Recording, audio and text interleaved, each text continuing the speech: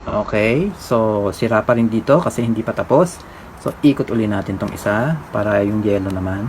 Okay, so sundin uli natin yung algorithm dito. Ganito pa rin ang hawak. Ito, yung front center niya, hahawakan kong ganon. Yan, para alam nyo, ito yung right ha. Okay, so baba na natin to. R prime, D prime, R, D.